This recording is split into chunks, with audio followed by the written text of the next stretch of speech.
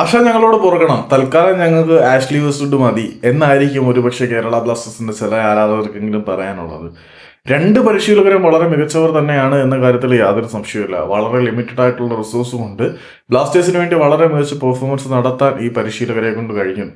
ഇവാന്റെ കാര്യം പറയാനാണെങ്കിൽ ആദ്യ സീസണിൽ അദ്ദേഹം ഫൈനൽ വരെ എത്തി. രണ്ടാമത്തെ സീസണിൽ അദ്ദേഹത്തിന് വേണ്ടിയിരുന്ന ടീമിനെ അപ്ഗ്രേഡ് ചെയ്യുന്നതിന് പകരം ഉള്ള താരങ്ങളെ കൂടി ഒഴിവാക്കി കളഞ്ഞ് ടീമിനെ ഡൗൺഗ്രേഡ് ചെയ്യുകയായിരുന്നു ചെയ്തത്. അതുകൊണ്ട് ആ ഒരു സീസണിൽ പ്ലേ ഓഫിൽ എത്തിയെങ്കിലും ആശാന്റെ പ്രകടന പ്രതീക്ഷയ്ക്കൊത്ത് ഉയർന്നില്ല എന്നുള്ളതാണ് സത്യം. എന്നാലും ആശാനെ കുറ്റം പറയാൻ പറ്റത്തില്ല. ആളിന് വേണ്ടതൊന്നും കൊടുക്കാതെ എങ്ങനെ ആൾ കാര്യങ്ങൾ മുന്നോട്ട് കൊണ്ടുപോകും.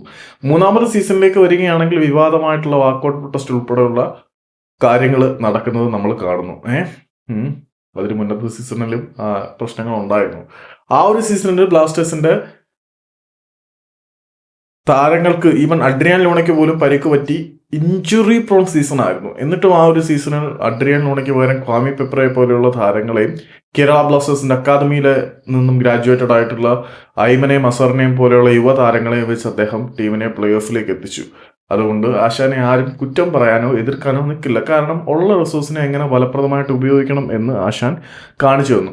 ആശാന് പകരം കൊണ്ടുവന്നവന്മാരെല്ലാം പരാജയപ്പെട്ടപ്പോൾ മികച്ച പ്രകടനം പാതിയിൽ വെച്ച് വന്നു കയറിയ ആഷ്ലി വെസ്റ്റ്വുഡിന് കാണിക്കാൻ കഴിഞ്ഞു എന്നുള്ളത് പ്രത്യേകം എടുത്തു പറയേണ്ടതാണ്.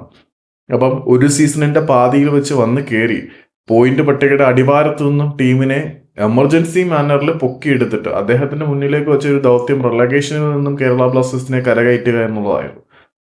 അവിടെ നിന്ന് ടീമിനെ ഒരു മിഡ് ടേബിൾ ക്ലബ് എന്ന നിലയിലേക്ക് തിരികെ കൊണ്ടുവരാൻ ആഷ്ലി വെസ്റ്റ്വുഡിന് കഴിഞ്ഞു. ബംഗളൂരുവിനെ അവരുടെ മണ്ണിൽ പോയൊരു ഒരു എന്താ പറയുക സ്വപ്നതുല്യമായ കമ്പാക്കൊക്കെ അടിച്ചു കേരള ബ്ലാസ്റ്റേഴ്സിന് വേണ്ടി. നല്ല പെർഫോമൻസ് അദ്ദേഹം കാഴ്ചവെച്ചുവെങ്കിൽ അദ്ദേഹം ബ്ലാസ്റ്റേഴ്സിൽ തുടരുന്നതായിരിക്കും കുറച്ചുകൂടി നീതിയുക്തമായ തീരുമാനം എന്നാണ് ഞാൻ കരുതുന്നത്. ഞാൻ മാത്രമല്ല, കുറേ അധികം ആളുകൾ സമാനമായിട്ടുള്ള അഭിപ്രായം പങ്കുവെക്കുന്നുണ്ട് എന്നാണ് അഭിപ്രായം. അപ്പം എൻ്റെ ഒരു അഭിപ്രായത്തിൽ ഇവാൻ ആശാൻ തിരിച്ചു വരണമെന്ന് ആഗ്രഹം പ്രകടിപ്പിച്ചിട്ടുണ്ടെങ്കിൽ പോലും ഈ ഒരു സീസണിൽ അതിൻ്റെ ആവശ്യമില്ലല്ലോ. ഇവാൻ ആശാൻ പുതിയൊരു ക്ലബ്ബിൽ കോൺട്രാക്ട് ഏറ്റെടുത്തിട്ടുണ്ട്. ആഷ്ലി വെസ്റ്റ്വുഡ് നിബന്ധനകളോടെ ബ്ലാസ്റ്റേഴ്സിൽ വരാൻ തയ്യാറാണെന്നും അറിയിച്ചിട്ടുണ്ട്. അപ്പം ആഷ്ലി വെസ്റ്റ്വുഡിന് വേണ്ട താരങ്ങളെ കൊടുത്തിട്ട് ഒരു കണ്ടിന്യൂഷൻ്റെ ഭാഗമായിട്ട് വെസ്റ്റ്വുഡിന് അവസരം നൽകണമെന്നാണ് ഞാൻ വിശ്വസിക്കുന്നത്. നേരത്തെ ആഷ്ലി വെസ്റ്റ്വുഡ് വരുന്നത് വരെ ആശാൻ വേണോ പകരം ആരെങ്കിലും വരണോ എന്ന് ചോദിച്ചു കഴിഞ്ഞാൽ ഇവാൻ ആശാൻ എന്നല്ലാതെ വേറെ മറിച്ചൊരു മറുപടി ഉണ്ടായിരുന്നില്ല. പക്ഷേ നമുക്ക് പേഴ്സണലി ഇമോഷണലി കണക്റ്റഡ് ഉള്ളത് ആള് ഇവാൻ ആശാൻ തന്നെയാണ്. പക്ഷേ കൺസിസ്റ്റൻസി മാറ്റേഴ്സ്. ആ ഒരു സെറ്റപ്പിലേക്ക് വരുമ്പോൾ നല്ലൊരു ഡിപ്പാർട്ട്മെന്റിനെ നമ്മുടെ ആഷ്ലി വെസ്റ്റ്വുഡിന് ഉണ്ടാക്കി കൊടുത്തു കഴിഞ്ഞാൽ അതും ഭയങ്കര ഇമ്പാക്റ്റ് ഉണ്ടാക്കുന്നതായിരിക്കും, എഫക്റ്റീവ് ആയിരിക്കും എന്നാണ് ഞാൻ വിശ്വസിക്കുന്നത്.